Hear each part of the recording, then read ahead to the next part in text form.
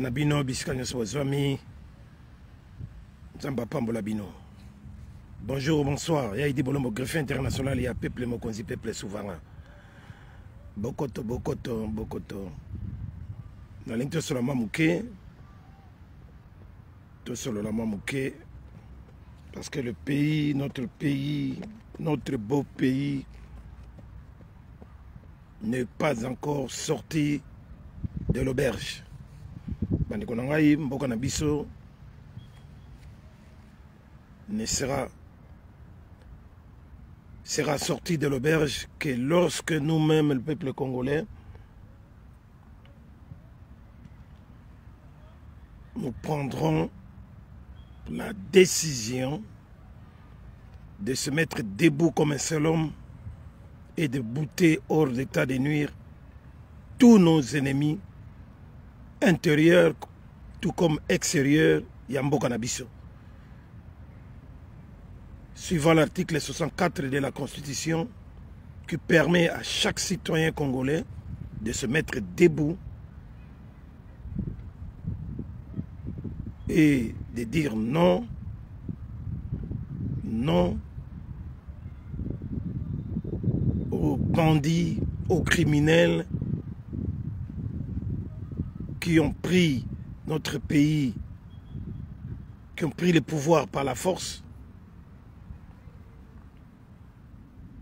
et l'exercent contrairement à ce que veut la Constitution. Donc c'est une violation de la Constitution. Peuple congolais tout tellement. Bon mon bino moko na titre wana ningi na tché. Na vous appena longtemps. Bon mon bino moko na titre wana ningi na tché. Hein que il faudra faire attention parce que la boucle est bouclée. La boucle est bouclée. Donc sur le plan politique, la boucle est bouclée. Donc peuple congolais tout élément. Pourquoi? Parce qu'il y a un danger éminent où ils ont tout s'appliquer. Tout au comme acteur. Tobima Nakatia, imagination futile. Tobima Nakatia, il y a distractions inutiles. To reprendre conscience en bonne et due forme. To longola kibolole abiso congolais bipai nyoso tozali. To tia intérêt à mboka liboso Ozeti Bakala. Merci beaucoup. Merci maman Nabiso, merci beaucoup Ozeti Bakala. Cécile Abimana Losako et merci d'être là. Oh, Adrien Lodolé, le grand journaliste. Andekonangai Ningbozola Nangai Awa. Bisotoyaka Koloba. Nous ne faisons que dire la vérité. Toyaka Koloba pour Bozonga Nanzela. Parce que inconscience Oyo, Nengezome Mabiso Binomo Bozomona. Je suis venu vous avertir. Je suis venu vous prévenir comme d'hab. Que Mboka Nabiso eza en danger. Mboka Nabiso tout ça risque to zanga yango penaneti neti G moko facile bozomo na bino moko sur le plan politique makambo ningi zokinda Félix Tshisekedi Tshilolo nous a joué un grand mauvais tour, un véritable grand mauvais tour. Mais il a réussi, malgré Bouzobanaye, malgré Kindokinaye, il a réussi, il a presque atteint son objectif. Son objectif, c'est quoi, Bandekonangaï? Objectif, il y a Félix Tshisekedi Tshilolo, c'était de vouloir amasser l'argent, de vouloir bénéficier au détriment du peuple congolais beaucoup d'argent illicitement na mitou ya peuple congolais que cette famille, il s'est dit avec sa maman Malata que d'ailleurs ils l'ont toujours dit depuis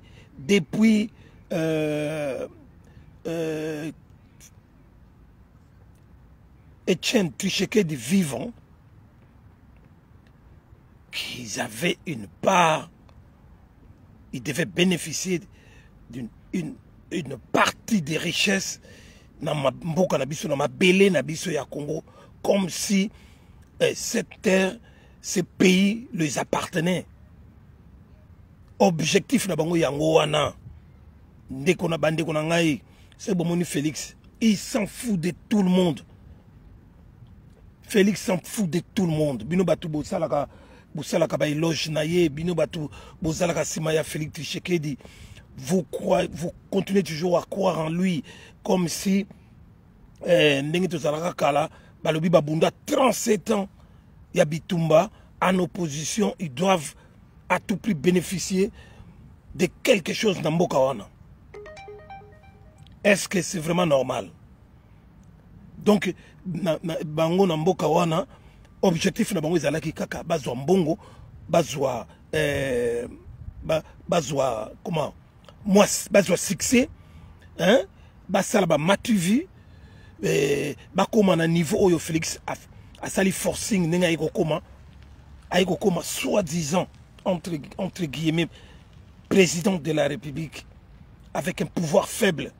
Parce que Zali Yakopesa, mais l'essentiel, bakoma wana. Bozo ka objectif na bango, objectif na moïse Zali karaki, bakoma wana bande konangai.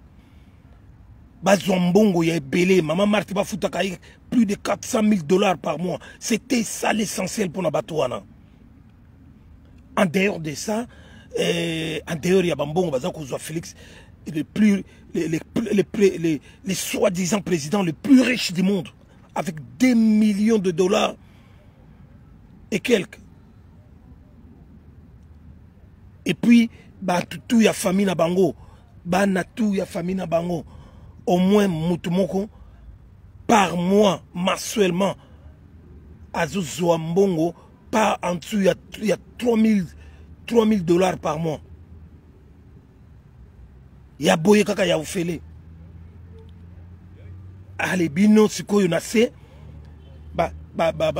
inconscient na inconscience aux alliés nango bobetela ba maboko pendant que Félix a signé des contrats avec sa maman Malata, a signé des contrats bidons, des contrats obscurs, des accords obscurs, pour ainsi dire. Na tout Rwandais, Oyo, Bazali, nègre des champs, hein, nègre des services, il y a anglo-saxon. Paul Kagame, c'est un nègre des services, il y a anglo-saxon. Ndenge ayawana, ndenge azawana, Bachaye Moussalaya, pour préparer comment anglo-saxon pour récupérer ma belé na biso. Parce que ezali ma belé oyo ezali ma belé moko exceptionnel, béni du bon Dieu, où il y a tout, et l'oko moko ezangate, et l'oko moko ezangite na katouane. Toutes les grandes révolutions technologiques, je dis bien toutes les grandes révolutions technologiques, Kobanana, Première Guerre mondiale, bombe atomique, banini, tout ça. Lelo to komi na ordinateur, to komi na smartphone, lelo oyo sikoyo yasuka to komi na batterie électrique, matière première rare, tout beaucoup dans na boka. Donc batouana, commanditaire wana, lâcher prise. Tellement qu'ils sont endettés jusqu'au cou, yebike, sisa, dette na bango wana, bongisa bamboka na bango wana. Tout est construit dans le monde entier avec des richesses du sous-sol de la République à démocratiser du Congo, qui est notre beau pays, la République d'Isaïe, au vrai sens du mot.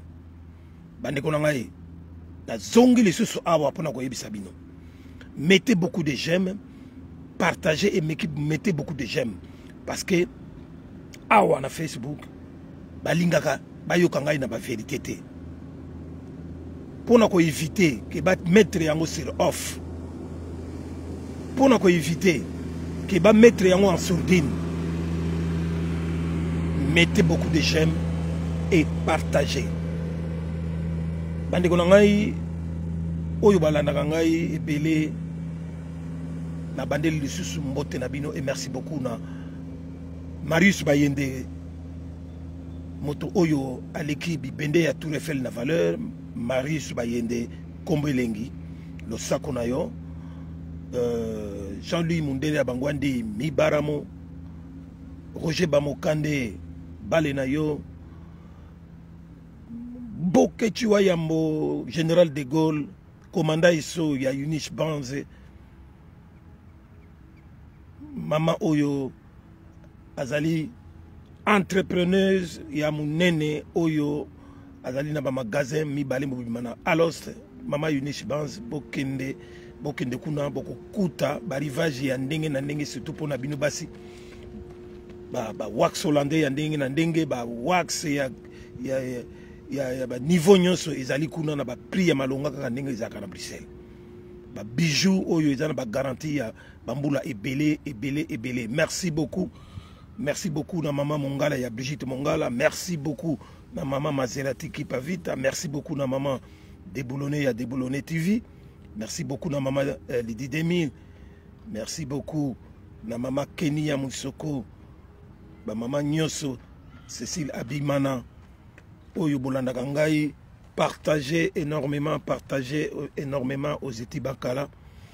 Bandeko na ngai toko bamuke na likambo naza kokende nango pona kozala pena mulaite. Tina oyo boza komona na lobiki la boucle est bouclée. Adrien Londolé boyebake botala bino moko sur le plan politique makambo nini eza kosalama e witi kosalama mikolo oyo po boyebake la boucle ezali bouclée et que na circonstance nyonso tout peut s'arrêter pour Félix Tshisekedi Tshilolo. Nazo tangela bino article 68 de la Constitution.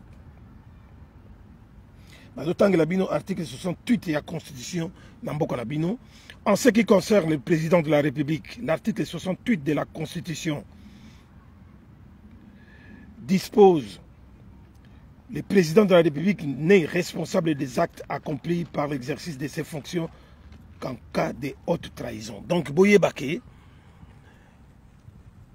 ba article wana, ils ont permettre na deux chambres. Ils ont permettre na deux chambres. Jenny Lembigazor, le Sako Nayo. Voilà donc, ils ont permettre. Et ça peut permettre na deux chambres réunies en congrès, en haute cour, pour prendre la décision de destituer celui que vous appelez le chef de l'État. Celui que vous appelez le chef de l'État. Voilà donc, Bandeko Nangai, à tout moment, ça peut arriver. Et les signaux entre guillemets, sont là. Les signaux sont là. Donc Félix, je répète encore, Félix, il a fait son boulot démoniaque. Il a fait son travail comme il fallait. Il fallait le faire. Il a fait son travail. Pour les commanditaires, pour le nègre des services, Paul Kouagame, l'essentiel, c'était de trouver comment avoir le passage en 2023 Oyo Elingaki épée sa bango possibilité de continuer à contrôler les pouvoirs en RDC. Donc ils se sont résolus de laisser faire Félix Tshisekedi parce qu'ils ont ils ont rien trouvé. Rien, je dis bien rien trouvé. Par d'autres possibilités, il y a qu'à placer ce qui va longola qui Félix. Ce qui va longola qui Félix. Que mandat Félix est Silaki et que va longola Félix, bazala qui n'a possibilité de soutenir Yakotia. Quelqu'un qui a des origines nilotiques n'a pouvoir ouana. Donc, ils se sont résolus de garder Félix Tshisekedi Tshilolo.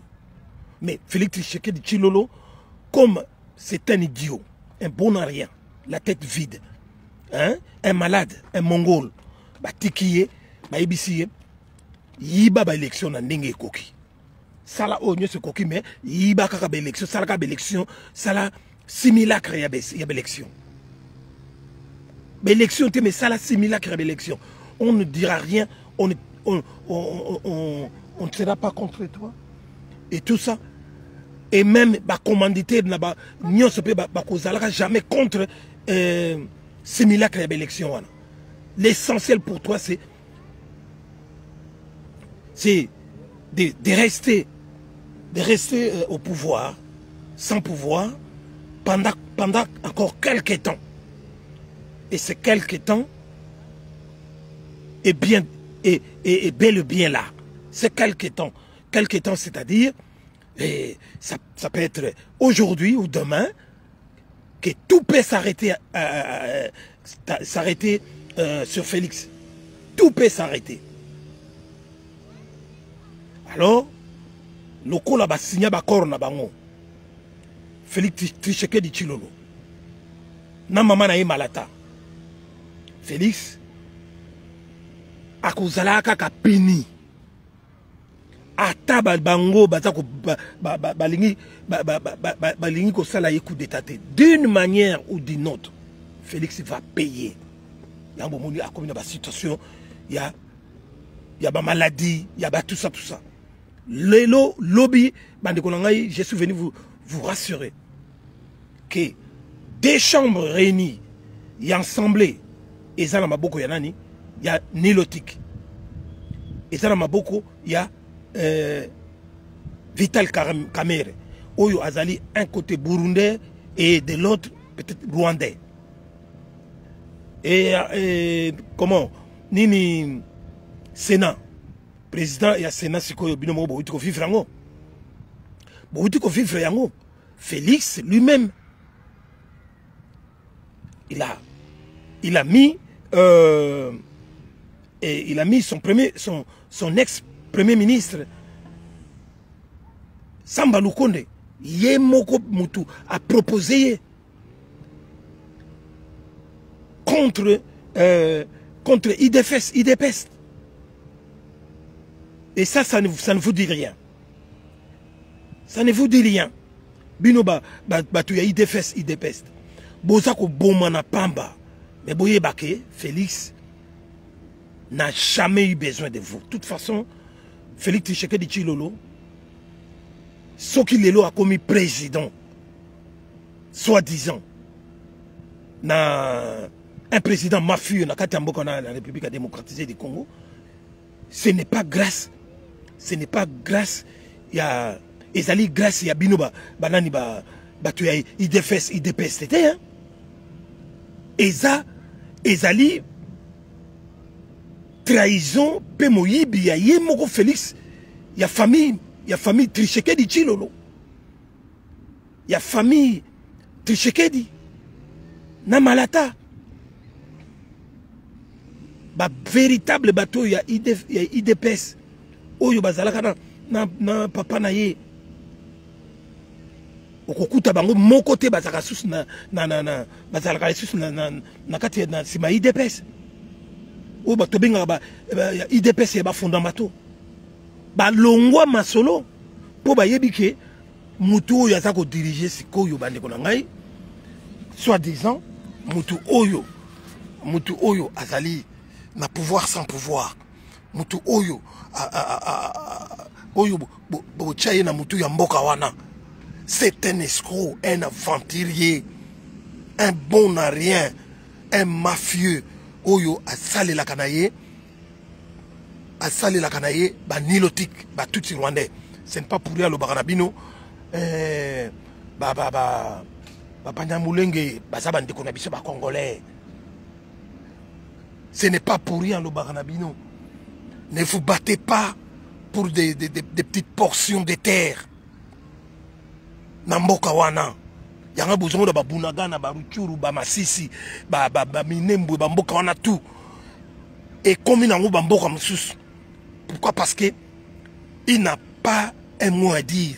À Kolobaka et l'autre comme côté. Il y a un bon monaka. À comment ça la déclaration le Kouta.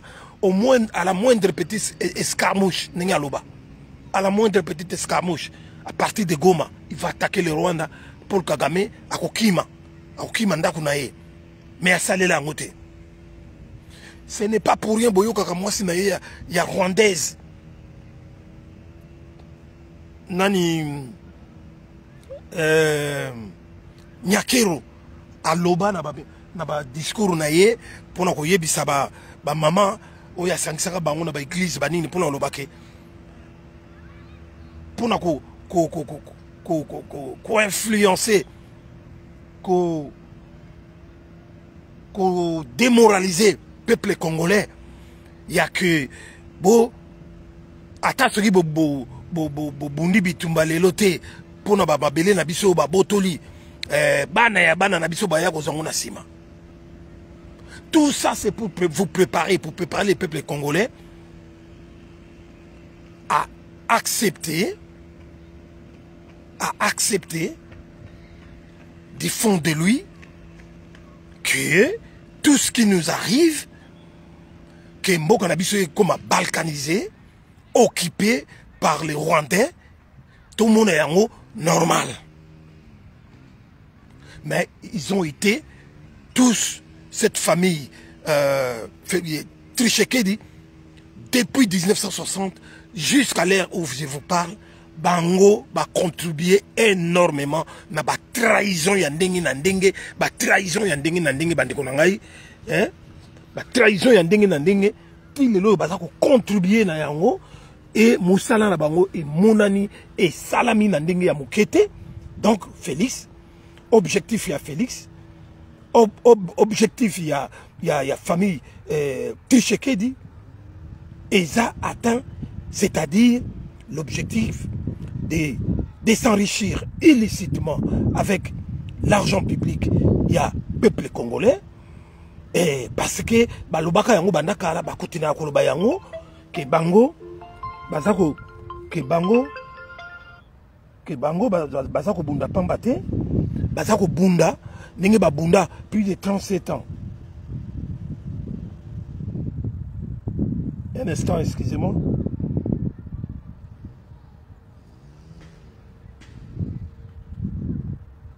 Voilà donc, bango, n'engue bako saka ke babunda bitumba, il y a 37 ans de lutte.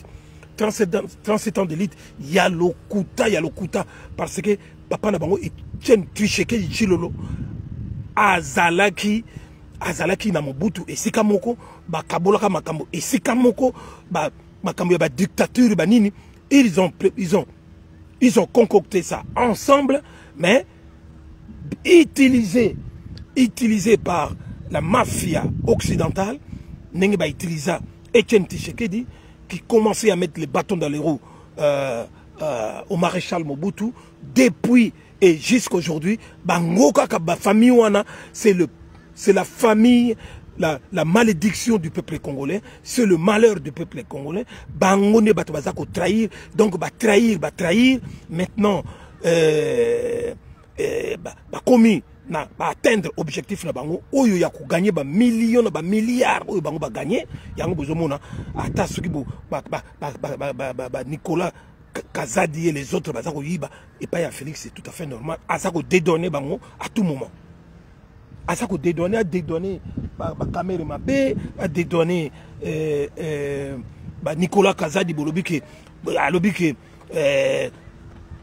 vous êtes en train de le jeter en pâture et tout ça.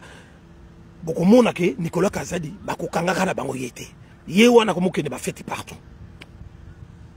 La boucle est bouclée, c'est-à-dire Félix Bakolongolaye Kalate. Bakolongolaye na destitution ezali décision esalamaka na des niveaux politique et judiciaire.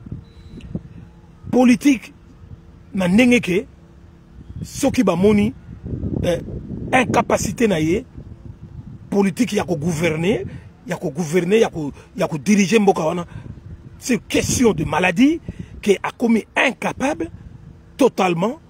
Alors le premier ministre, le président de l'Assemblée et celui du Sénat va mettre ensemble pour prendre une décision. Il y a destitution dans la chambre, dans niveau comment, dans haute cour, on va une décision pour destituer Félix Tshisekedi à tout moment. Et dans le deuxième niveau, ils ont un niveau judiciaire, au cas où le soi-disant président de la République commet un acte tel que trahison, accusé la trahison, à sa trahison quelque part contre le peuple, contre l'État congolais. Alors là, la justice prend les choses en main pour aller jusqu'à la destitution totale. Il y a Félix Tshisekedi Tshilombo. Donc, risque wana yangonde na yego ebisabino. Esome ekanji commandant yeso mobali ya bato ya Yunish Banze mama oyo azalina double entreprise, double magasin oyo ezako teka pena na ndenge ya solo na kati ya lost. Soki bozangi kuna bana na bino pe Robi Bolombo na William Bolombo basape na boya bango me yango ezaka na butu. Soki bozangi kuna boyana numéro 226 na Rotere Strate à Waregem 8790 GPS et comme mabino directement wana en face ya station Shell beaucoup tapé nyoso kuna bandeko na ngai. Donc bandeko na ngai na yeko yebisabino il kamna yebisabino yongana bakoko destituer Félix. Et en dehors il y a destitution, en dehors il y a destitution. Ndenge azako provoquer yemoko Félix azako provoquer ba guerre civile na contre na ko sitaka na ba interview na ye bidon ko cité Paul comment Hippolyte Kanambe obino bengaka alias Kabila.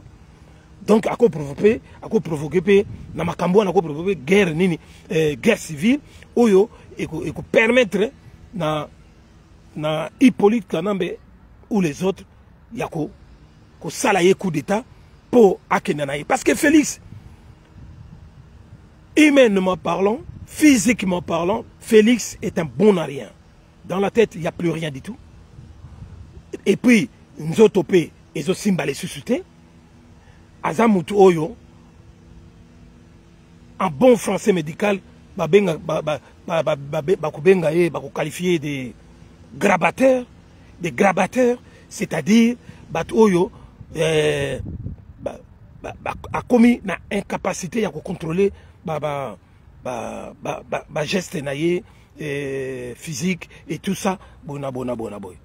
Voilà donc bandi ko ngai na leka kika kapona yebi sabino yango na leka kapona yebi sabino ke Félix asali makambo naye azala besoin que ne ko pema naye akene ko pema naye pe asali pe rien. Donc abomi nzoto na ba whisky na ba masanga ayiba ba whisky amela ba whisky ya ba waya bokechi wayambo amela kana ye ndenge ko nzoto na ye eza susu ya malonga te. Donc pour na ye il fallait enrichir famille na ye bozomo na ndenge bana na ye bazo sakana ba mbongo partout. Donc pour na bango bakokufa pauvreté. Alors ye ayaki na ye akaba la République a démocratisé du Congo akabi yango. Et il s'en fout et il n'est plus là. Donc, peuple congolais, ceux qui bisot au télémité, ceux qui binomoko au télémité, bozo tala kaka, bozo zela kaka ke,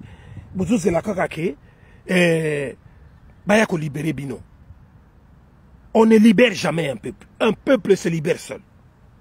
Un peuple doit se libérer seul. Un peuple doit se libérer seul. Et ça dit que baya ko libérer bino. Peuple oyo alingi ko revendiquer. Alingi ko revendiquer ba droit na été. Alingi ko luka liberté na été. Il est voué de rester esclave durant toute sa vie. Bon, il y a beaucoup de Rwanda. Comment esclave, hein? Et pourtant, sur 100% il y a Rwandais, 80% ils allaient bango. Mais les loyaux, comment esclave, il y a tout. Il y a Paul Kouagame. Pourquoi? Parce que les Tutsis ont les armes. Bango tu vas en armée. Même si tu es dans le Congo, nous sommes pris en otage par la famille Tshisekedi et l'IDFS, IDPS. Mais, bateau ya IDPS. Bokomi ko bundabino na bino. Mais Félix Azo yoka binote. Yoka base. Et Zalaga souté. Félix Azo yoka binote. Bon reprendre conscience. Nakasai, et l'eau comme alongé zate. Bon, moni yango bien que Félix Alaxibino, sa richesse c'est pour lui et sa famille, toute seule. Il y a binoté. Les grands temps, Mageto comme Nasuka, Bozon Anzela. Tobengana Batouana. Soki Bolingi Tobengana Batouana, vous allez vivre ce que vous allez vivre. Biso ba oyo tolobar na biso kaka. Biso na peuple mokozi tolobar na biso kaka. Tozo luka ba moyen na biso. Mandenge qui te sauver ne fût-ce qu'une grande partie ya mboka wana. Mais musala wana musapimoko esukolaka nzoto te. To bele la cabine to yebisa bino mbala mbala. Bolingo yokela biso te. Alors là, bandeko na ngai, la boucle est bouclée. C'est-à-dire Félix n'a plus rien à gagner, rien à perdre. Famille Tshisekedi Tshilolo n'a plus rien à gagner, plus rien à perdre. C'est-à-dire, oyo bango balingaki bazwa, basi bazui. Ata lelo lobi, Félix Tshisekedi, akufi na ye, il s'en fout. Famille na ye, batika na ba richesse, batika na ba richesse oyo, et ko permettre bango, ba continuer de vivre. Donc bandiko na ngai, totelema, tolak sabatu wana ke,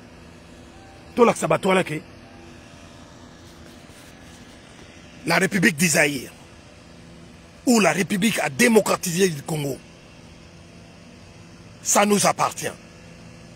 Totika babolole wana, bazo mabele la bisote. Bazo mabele la bisote bandeko. Ce qui tobimi est belé na diaspora. Rien que na jour moko. Ton ningisi diaspora, surtout na France, na Belgique. Boye bake, et ko booster ma kamebele, et ko changer ma kamebele. Nakin, qui est la capitale, il y a la République démocratisée du Congo. Soki, bo bimi na ba distraction na bino. Il y a l'église na l'églizette. Bo bimi na ba distraction na bino. Il y a fanatisme, il y a des politiciens. Si vous la distraction, il y a la musique, il y a la pampamba, il y a le théâtre et les unités. Bon, il y a l'élo. Tobima 3 jours, 4 jours, 1 semaine dans les bandes. Pour que quand il y a une institution qui bengana Félix Tshisekedi Tshilolo. Na ba Rubero, ba Bizi Makara, ba Moïse Nyarungwa, ba Hippolyte Kanambe et tout ce monde-là. Ça va changer les donnes. Ça va changer les donnes et que batona barokima. Nangina baksabine ke lokomo boye bake. Félix Tshisekedi Tshilolo. Bolanda été. Na gouvernance na ya lokuta. Il a toujours et il restera toujours de mèche avec Mouto Apesa qui est pouvoir sans pouvoir à la personne ya Hippolyte Kanambe alias Joseph Kabila. Bazali jamais ba ennemi. Bolongo la ngona mituna bino. Ba kotikala pe jamais kozala ba ennemi. bakotikala ka pe jamais ko za ennemi. Bolana ki porte-parole ya Hippolyte Kanambe. Oyo mwana masio babenga komune nani? Nchimbi soki nani? So boyebi komune bokomelinga yao. Nchimbi. Alobaki nini? Alobaki alternance politique kaka nenge salamaki na 2018 ndenge pe ko salama entre bato wana ka mibale mbala oyo. Ça dit beaucoup hein. Boye bake muto yazali na Sénat. Mentor na ezali Hippolyte Kanambe alias Kabila. Mentor na yewan. Donc Félix Tshisekedi azongisa en bonne et due forme pouvoir sans pouvoir oyo bapesa ki na bakolo na yango. Donc bandeko na ngai oyo bolani ngai, j'espère que j'ai tout dit avec le peu de temps que j'ai disposé à vous parler, à passer les messages. J'espère que vous m'avez saisi, vous m'avez compris. Bisous d'ailleurs, la bisous la vérité, hein. Bisous là-bas. Et sommet Kanji et sommet Papa na Junior, d'ailleurs la bisous la vérité. Boye baké, ce que total peut bien. Bateau bazo gérer ce que bazana ba total pouvoir. Lokola ba buka ba bato Équateur makolo. Lokola bazwa basala tout. Boye ba kinamboka na bazwa bato mibale. Bato bazo boma biso pena na katamboka wana. Bato mibale ezali Félix Tshisekedi Tshilolo na Jean-Pierre Bemba na Équateur. Et puis Félix Tshisekedi Tshilolo na Kasai. Ba yebike bango mibale bazali facilement corruptible. Balula mbongo batalaka batute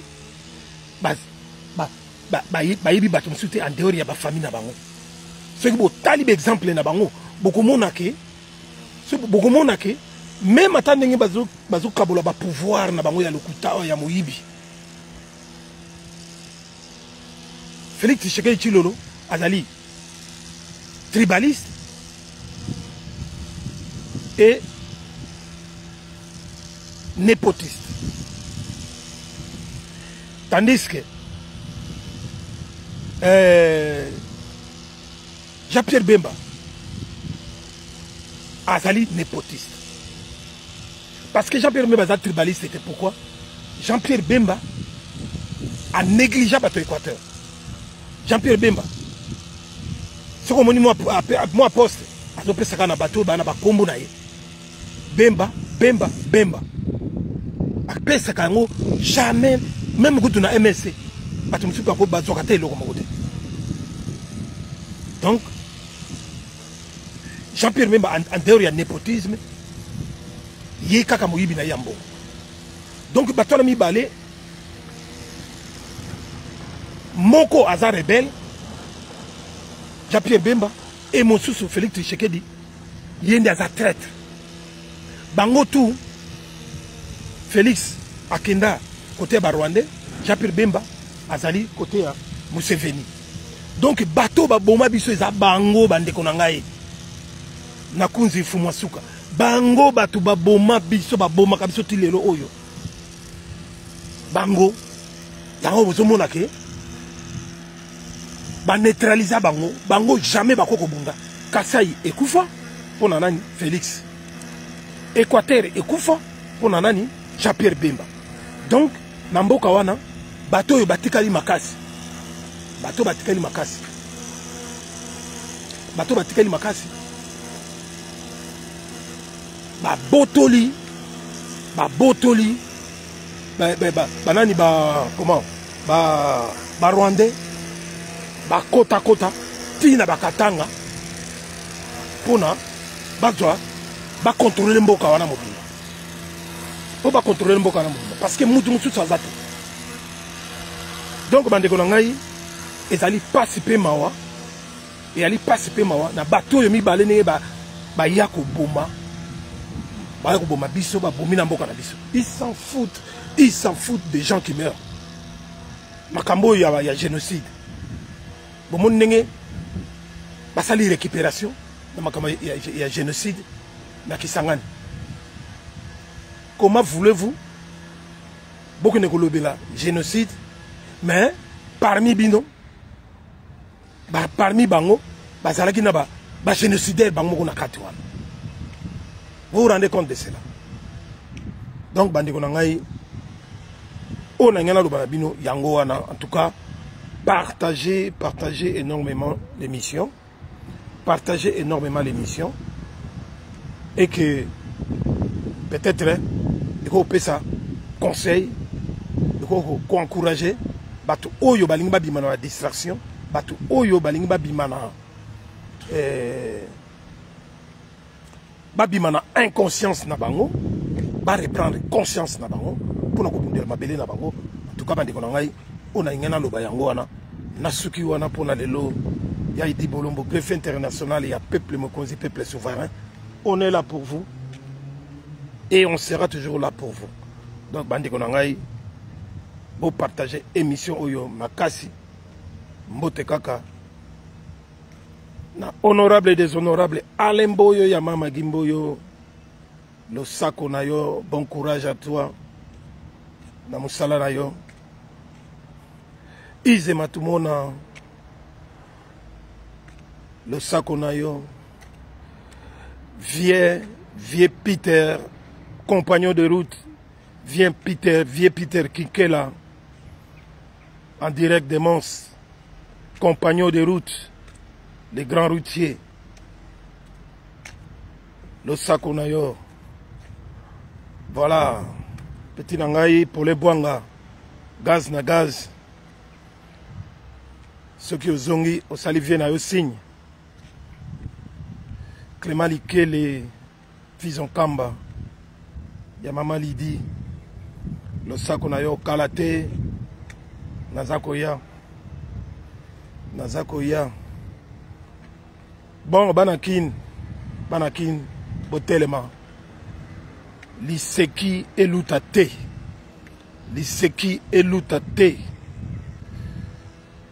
Totelema, Mabele Zali Abiso. Ezali ni ya Baluba, ni ya Bangala, ni ya Bakongo, ni ya Baswahili. Totelema.